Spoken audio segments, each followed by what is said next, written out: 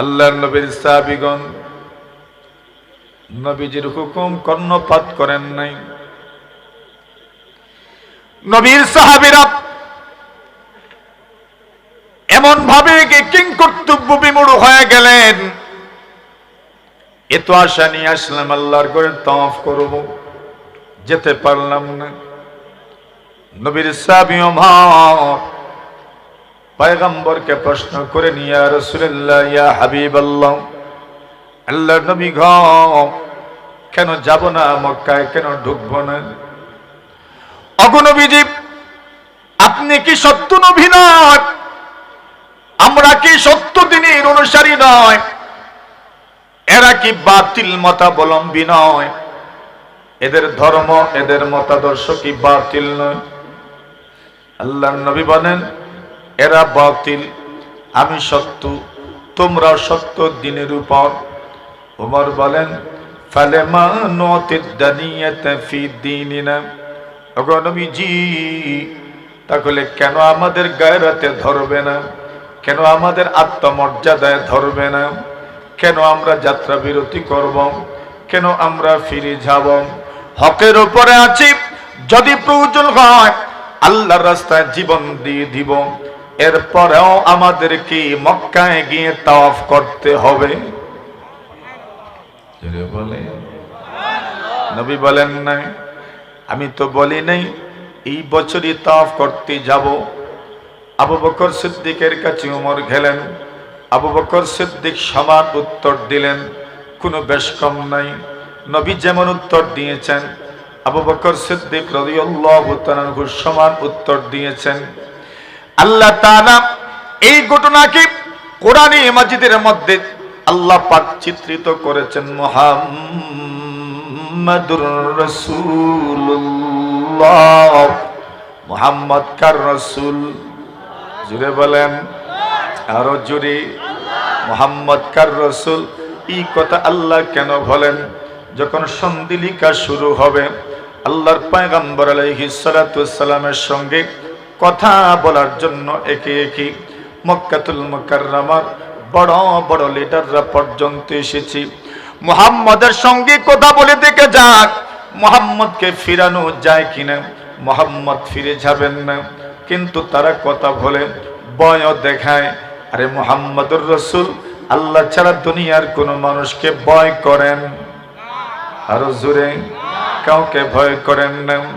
আল্লাহর নবী সাল্লাল্লাহু আলাইহি ওয়াসাল্লাম কি উরওয়া ইবনে মাসউদ বলেন, ওগো মুহাম্মদ, আপনি যাদেরকে আপনার চতুর্পাশে দেখছেন, যারা আপনার সাহাবায়ে কেরাম, যাদেরকে আপনার আসহাব বলা হয়, যাদেরকে আসহাবুর রাসূলিল্লাহ বলা হয়, যাদেরকে নবীজির সাহাবায়ে কেরাম বলা হয়, যাদেরকে আপনি পাশে দেখছেন, এরা তো একটু হাঙ্গামা লাগলেই চলে যাবেন, আপনাকে একা ছেড়ে চলে যাবেন।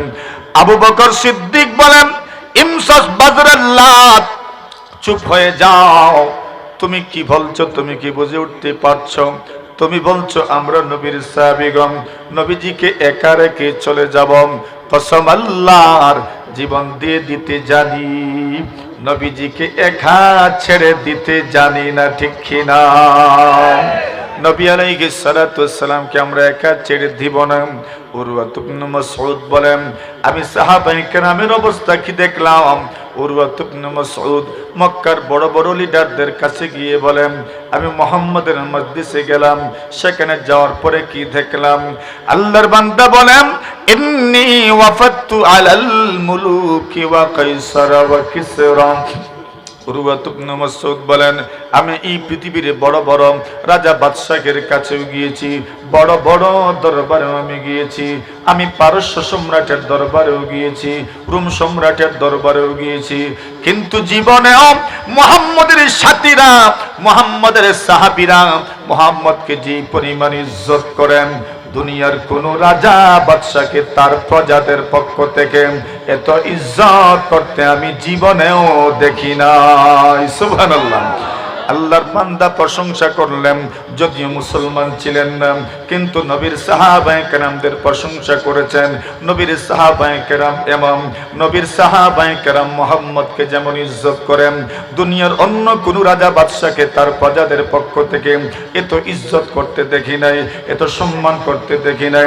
শুধু এখানেই শেষ নয়, মুহাম্মদের সঙ্গীরা, মুহাম্মদের সাহাবীরা, মুহাম্মদের সাহাবায়ে কেরামের অভ্যাস কেমন? ইদা আমারহুম ইবতাদারু আমরাম, মুহাম্মদ যখন তার সঙ্গীদেরকে কোনো আদেশ করেন, তার সাহাবায়ে কেরামদেরকে যখন কোনো আদেশ করেন, আদেশ করতে দেরি হয়, মুহাম্মদের সাহাবায়ে কেরাম আদেশটা পালন করার জন্য প্রতিযোগিতা শুরু করে দেন। জুড়ে বলেন সুবহানাল্লাহ। এইবার উরওয়াত ইবনে মাসউদ বলেন, আমি আরো কি দেখেছি জানোনি? মুহাম্মাদের সঙ্গীদের অবস্থা হইল, মুহাম্মাদের মুখ থেকে যদি ততু পড়ে, মুহাম্মদ যখন তুতু নিক্ষেপ করেন, মুহাম্মাদের সাহাবায়ে কেরাম মুহাম্মদকে এত ইজ্জত করেন, এত সম্মান করেন, এত আকীদত, এত বিশ্বাস, এত ভালোবাসা, এত শ্রদ্ধা, এত মায়া মহব্বত, মুহাম্মদের মুখ থেকে যে তুতু পড়েন, ওই তুতুটাও তারা মাটির মধ্যে পড়তে দেন। আর জুড়ে বলেন সুবহানাল্লাহ। শুধু এখানেই শেষ নয়, মুহাম্মদ যখন উযু পড়েন, আব্দুর রহমান ইবনে আবি কুরাত রাদিয়াল্লাহু তাআলা আনহু বলেন, তাওয়াদ্দাআন নবী সাল্লাল্লাহু আলাইহি ওয়াসাল্লাম যাতা ইয়াওম, আল্লাহর নবীজি একদিন উযু পড়লেন। আল্লাহর নবী উযু পড়েন, হাত ধৌত করেন, মুখমণ্ডল ধৌত করেন, হাত কদি পর্যন্ত ধৌত করেন। আল্লাহর নবীর সাহাবীগণ বলেন, আমরা তাকায় দেখি নবীর সাহাবায়ে কেরাম নবী আলাইহিস সালাতু ওয়াসসালামের উজুর পানি মুখমণ্ডল ধৌত করার পরে মুখ থেকে যে পানি পড়ে, হাত ধৌত করার পরে হাত থেকে যে পানি পড়ে, নাকে পানি দেওয়ার পরে যে নাক থেকে পানি পড়ে, কুলি করার পরে যে পানি পড়ে, আল্লাহর নবীর সাহাবী বলেন, এক ফোঁটা পানিও আল্লাহর নবীর সাহাবায়ে কেরাম মাটিতে পড়তে দেন না। সব ফোঁটা পানি সাহাবায়ে কেরাম হাতের মধ্যে নিয়ে সিনায় লাগায়, মুখে লাগায়, মাথায় লাগায়। জুড়ে জুড়ে বলেন সুবহানাল্লাহ। নবীর সাহাবায়ে কেরাম নবীর উজুর পানিটা পর্যন্ত মাটিতে পড়তে দেন না। উরওয়াত ইবনে মাসউদ বলেন, এত মহব্বত দুনিয়ার কোন মানুষের প্রতি আমি অন্য কোন মানুষের দেখি নাই।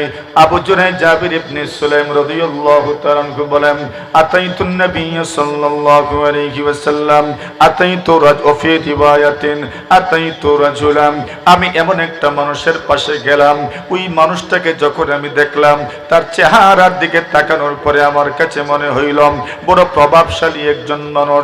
আমি ওনার দিকে তাকাই এবং উপস্থিত লোকজনের দিকে তাকাই।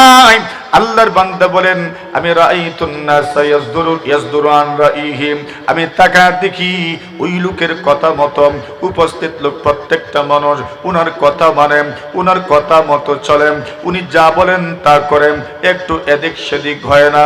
আমি প্রশ্ন করলাম, এত প্রভাবশালী মানুষটাকে আমাকে একটু পরিচয় দাও। কালু রাসূলুল্লাহ, এরা পরিচয় দিলেন, ইনি হলেন আল্লাহর রাসূল। আরো জোরে বলেন, আরো জোরে বলেন।